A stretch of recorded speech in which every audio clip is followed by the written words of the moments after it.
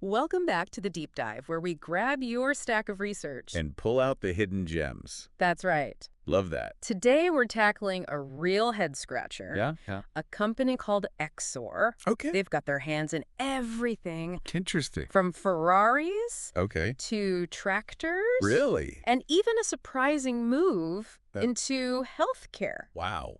You've been digging into Exor, I have. and let's be honest, it's a bit of a puzzle, right? Yeah, a bit of a puzzle. That's why we're here. Let's unpack it. We'll unpack a recent analysis by the Outsider's Corner together Okay. and see if we can crack the code on this intriguing company. Let's crack it. All right, But so I'm ready. what we're trying to figure out is this. Yeah. Is the market missing something big with Exor? Okay. Or are they justified in giving it the side eye?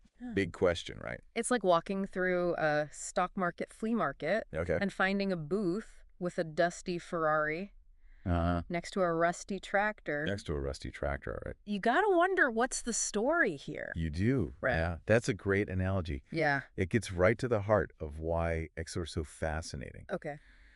They are, in essence, a holding company, Okay. which means they own pieces of a lot of different businesses. All right. Think of it like a curated stock portfolio, Okay. but instead of stocks, it's companies. Okay, so they're like a really ambitious investor with a taste for both luxury and, well, tractors. That's a good way to put it. But why does the market seem to be undervaluing them? That is the million-dollar question, isn't it? It really is. Let's start with the Ferrari in the room. Yep. Exor owns a significant stake in Ferrari, Right. which, as you can imagine, is a pretty valuable asset. Yeah. Ferrari screams luxury performance exclusivity.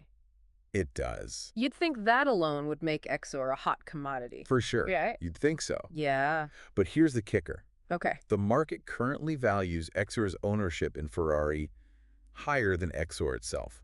Hold on. It's almost as if they're saying the rest of their portfolio is, well, worthless. Wait, hold on. That doesn't make any sense. Right. So the market thinks a company that owns a chunk of Ferrari is worth less than just that chunk alone. That's what it seems like. There's got to be more to it. There's got to be something else going on. Okay. And this is where we start to see why understanding holding company discounts is so important. Sometimes the market just doesn't know how to value a company that has its fingers in so many different pies.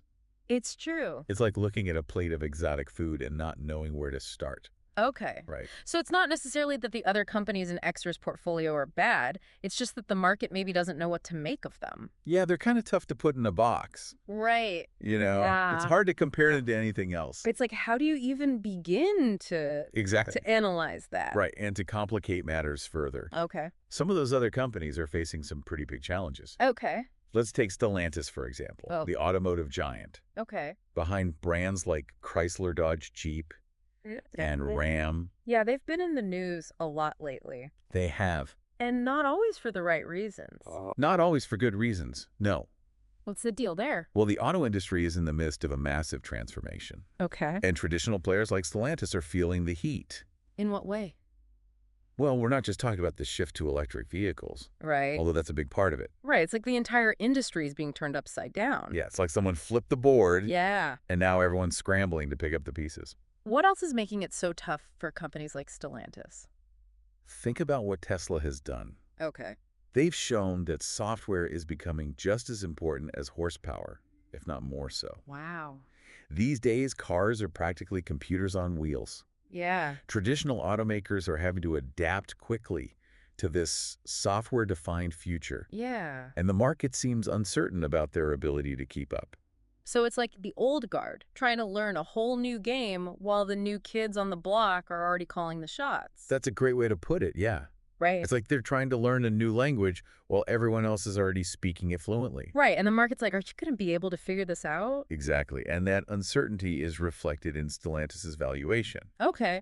which in turn affects how the market views Exor as a whole. Right, because it's part of that basket of company. Exactly. It's all connected. So how much of their holdings does Stellantis even represent? Well, that's a good question. Right. And it varies depending on how you calculate it, Right.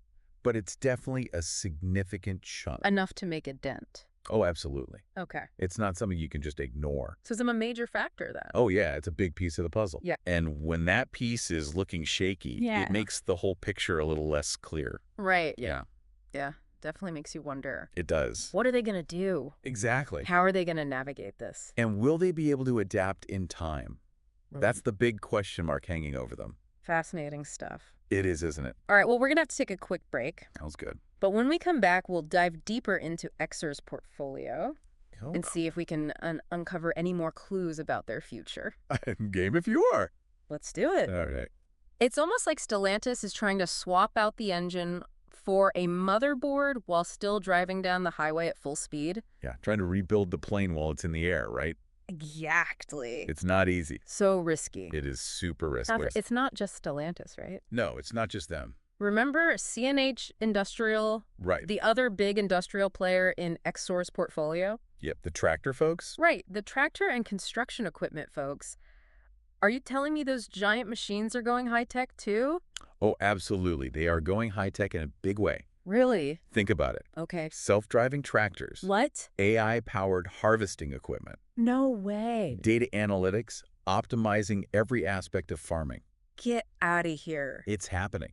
That's wild. Companies like John Deere are leading the charge. John Deere. Wow. Yep, they're not just making tractors anymore. They're basically tech companies now. So they're ahead of the game. They are. They're way ahead of the curve. And that's making it tough for CNH Industrial. It is. They're having to play catch-up in a world where software is becoming as important as steel. Okay, this is blowing my mind. So we've got self-driving cars, A&D self-driving tractors now. Yep, the future is here. What's next? Autonomous combine harvesters having a software update while they harvest wheat. You're not far off, actually. Are you serious? John Deere, for example, already offers an autonomous tractor called the 8R.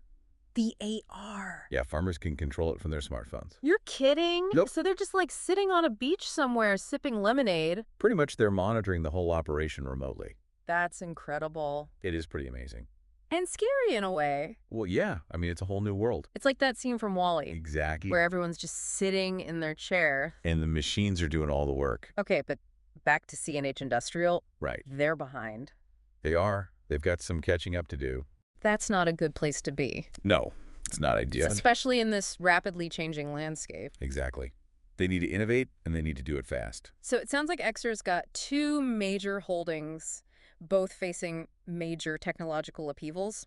Yeah, that's a good way to put it. Not exactly a recipe for a good night's sleep if you're an investor. On the surface, it might seem that way. Right. But remember, we're trying to uncover the hidden layers of this company. Right. Dig deeper. Exactly. Okay. And this is where things get really intriguing. Okay, I'm listening. While Stellantis and CNH Industrial are grappling with these industry shifts, Exor has also been making some strategic moves to diversify its portfolio. Diversify. Okay. Are we talking more luxury brands? Or are they branching out in a whole new direction? This is where that element of surprise comes in. Okay, hit me with it.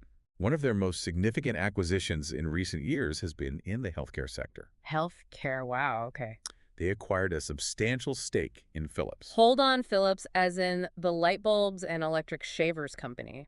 That's the one. What are they doing in the healthcare space? Well, you see, while they were known for consumer electronics in the past, Philips has undergone a major transformation. Okay, so they're not just making TVs and stuff anymore. No, they've shifted their focus to become a leading healthcare technology company.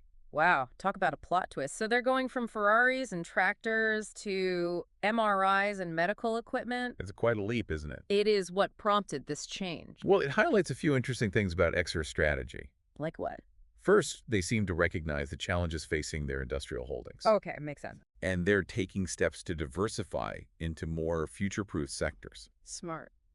Healthcare, with its aging population and constant need for innovation, certainly fits that bill. Definitely a growing sector. It is, and it's one that's less likely to be disrupted by things like self-driving cars. Makes sense. It's like they're placing a bet on a whole different horse race while their other horses are trying to adapt to robot jockeys. I like that analogy. Right. It's a good one. But it also raises some important questions. It does. Does Right. Exor, with its history rooted in industrial businesses, have what it takes to succeed in the complex world of healthcare? It's a valid point. It's one thing to manage factories and production lines, Right. but navigating the world of medical devices, regulations, and healthcare systems is a whole different ballgame. So while the Philips acquisition could be a brilliant move towards a more resilient portfolio, Right.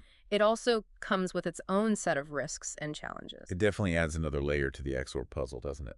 So it sounds like Exor is making a high-stakes gamble jumping into the world of healthcare. It really is. It could be a brilliant move to future-proof their portfolio, It could. but it's also a big unknown. Big question mark. Huge. Right.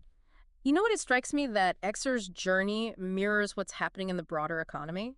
Interesting. We're seeing traditional industries grappling with technological disruption, Yeah. while sectors like healthcare are taking center stage. Yeah, sure. It's like Exor is a microcosm of this global shift. That's a great way to look at it. Yeah. It's like they're a case study for what's happening on a much larger scale. Right. And so with all of this in mind, Yeah. where does this all leave us? That is the question. We've got a company with a portfolio full of intriguing pieces. Right. Luxury icon in Ferrari. Yep. Industrial giants facing an uncertain future. Right. And a bold bet on healthcare with Philips. Totally. What's the verdict? Yeah. Are they a buy? Are they a hold? Are we hitting the eject button? It's tough to say. Really? There's no easy answer here. So what are our listeners supposed to do with all this information? I think the key is to approach it like a detective would. Okay. Don't be swayed by the shiny Ferrari Okay. or the headlines about industrial decline. Dig deeper. Exactly. Dig deeper, look at the fundamentals of each business. Okay. Their competitive landscape, their management teams, And what else? their long-term strategies. Are they investing in the right technologies? Are they making smart acquisitions? Are they positioning these companies for future growth? So it's not just about what they own today, it's about what they're doing to adapt and thrive in the future. Exactly. And that takes real vision and strategic thinking. It really does. It's not easy to predict the future, No. but by looking at these factors, you can get a better sense of whether Exor is up to the challenge. All right, so to our listeners out there, Yeah. channel your inner Sherlock Holmes. Put on your detective hats. Examine the clues. Follow the evidence. And see if you can crack the case of Exor. It's a fascinating puzzle. It really is. And who knows, you might just make some money along the way. Maybe so. Stranger things have happened. That's a wrap on another deep dive. Until next time. Happy exploring.